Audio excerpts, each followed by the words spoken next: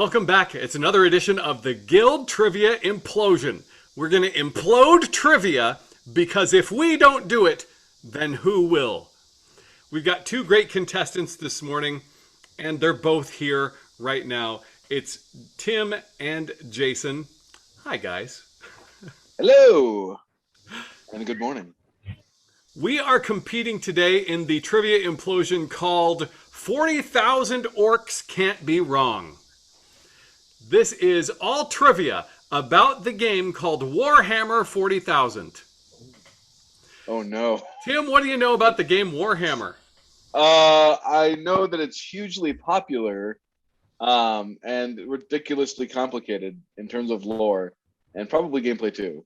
I do know that man, Jimmy should have been on this one. He's become a Warhammer 40K fanatic recently. Well, in fact, fellow guild member Jimmy is the one that gave us the idea for this category. Aha. If Jimmy were playing, he probably would get all of these right. It's probably true. I've only ever played Warhammer 1 through Warhammer 39,999, and I'm really worried that there's been some updates to the gaming mechanics that I'm just not going to know. Yeah, not only, they just rebooted the whole thing from scratch, so... Oh. Too bad. Hmm. The good news is it looks like both of you are on an even playing field. Ooh. Is that a Warhammer 40K reference? It might be. I don't know much about it myself. As you know, in Trivia Implosion, we have 5 questions, each question worth slightly more than the question before it. So question 1 is worth 1 point. Let's see what you know. Here's question 1. Warhammer uses miniature models of warriors and fighting vehicles, but the Battle Fleet Gothic spin-off specifically uses what kind of battle vehicles? Roll through that Rolodex in your head of all the kinds of, battle vehicles you know. I said airships. I said dragons. Ooh. Okay. Correct answer. Battle Fleet Gothic specifically uses spaceships. Ah, Oh. I thought about spaceships. I wasn't Dang, I thinking thought of the Gothic space era. No. Yes, you were thinking high, but not quite high enough. So, Jason, get higher. Okay. All right, well, let's try question 2 and see if we have any better luck. Dang. This is worth 2 points. Completely aside from playing the game, enthusiasts say that at least half the fun is from preparing the miniatures. In what way? I said painting them. I said painting those tiny suckers. Yeah, that's right. Both of you are correct. Painting them is for 2 points each. That requires a level of detail that I have not discovered in my existence on this planet. I don't have the patience or the eyesight or the manual dexterity to get all that detail work done. I have all of those things. I just don't have any of the figures. So I just paint whatever. So my brother and I actually both paint figures. He does way more than I do. But they actually do make small lit magnification things to help you actually see better as you're painting. You have like jewelers eyepieces and stuff? Not quite to that level, but it's at least one thing. It's kind of like you just sit on your desk and you put it over and you're just kind of looking through and painting. Okay. I like to paint my Warhammer figures with paintball guns. So they're all just one color. Okay, here's question 3. Question 3 is worth 3 points. In the Warhammer game, Eldar and Necron models cannot be put onto the same team. Why is that? Well, as we know, they are from different expansion packs that are incompatible. As we all know, the Necrons are native to the necrofields of Speculon, and the Eldars are within the underbelly of Otonbonville. That's going into a lot of detail there. I just put because they're enemies. ...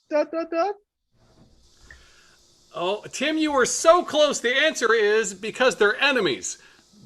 I'll go ahead and give you those 3 points anyway. But oh, it's so kind of you. I can't believe I somehow managed to squeak that through.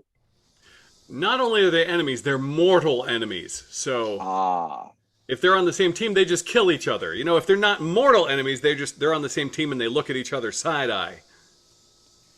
I'd say immortal enemies just seems like that they should be able to work things out after a while. Like, they clearly can't kill each other if they're immortal, so. They work things out, but they have to live together, and so it's still really awkward. One doesn't wash their dishes off before they put them into the Necro dishwasher, and then Eldars are notorious for organizing their sock drawers in just a ridiculous way. It is actually my favorite TV show. The Necron and Eldar. The Necron and Eldar, they're living together. Necron and Eldar, together forever. I would watch that. Okay, here's question number 4. It's a 4-pointer.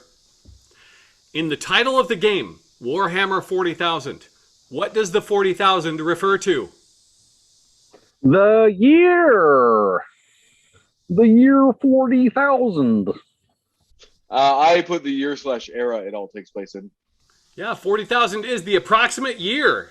It's far, far in the future. And apparently, in the not too distant future, nothing has occurred between now and 40,000 years from now, like the collapse of civilization, that would cause the year numbering system to start completely over. It's continuous from here. It's really a message of hope, really. That's what that is. Okay, for this last question, there are 10 points possible in this one. Oh no. 2 points each. I'm going to ask you to identify the author of certain influencers to Warhammer 40,000. A lot of different books went into influencing Warhammer 40K. I want you to identify the authors of some of those influences. Okay. So, the first one, author of Lord of the Rings. Both of you said the same thing. Jason, you said? Tolkien. That's right. Excellent. Both of you got 2 points. The author of The Call of Cthulhu. H.P. Lovecraft. Yeah, both of you said that. You both get 2 additional points. Good. The author of Dune. I said Frank Herbert. I said Frankenstein Herbert. Both of you. We'll give you 2 points each. Good job. Tim, you just read Dune, didn't you? I did recently, earlier. That would explain that dazed look in your eye. It's just all the spice, man. And last one of these, the author of Paradise Lost. Oh, shit. Nope. Okay. 1 second. I'm right there. It is. I said Philip K. Dick. I'm going to kick myself. I said C.S. Lewis, who wrote the Screw Tape Letters. He did do that. No points, that one. Okay. Paradise Lost, written by Milton. No, it was right Oh, that's what it is. Okay. If it's any, if it makes me feel any better, I was also going to guess Voltaire, but yeah. You would have gotten just as many points for that one. Yes. So apparently, if both of you read a little Paradise Lost, you will be prepared for Warhammer 40K. You got all the rest of them. My question is, there's so much preparation apparently that goes into playing this game. You have to paint figures. You have to read old books. You have to, I guess, get a basement. You have to ride in airships. Do you have to be an actual certified blimp pilot in order to play Warhammer 40K? Well, let's take a look at the scores. There they are. Oh my gosh. So, Jason, you've got total of 12 points. Yes. And Tim, you did pretty well at this as well. You've got 15 points and today's win. Woo! Yes. Yeah. I am an extreme nerd. Well done. That airship license is finally paying off. Well, that is it for today's trivia challenge. How did all of you do out there? How many points did you get? Okay, well, that is it for today. Thanks again for tuning in. We'll see you all next time on the Trivia Implosion.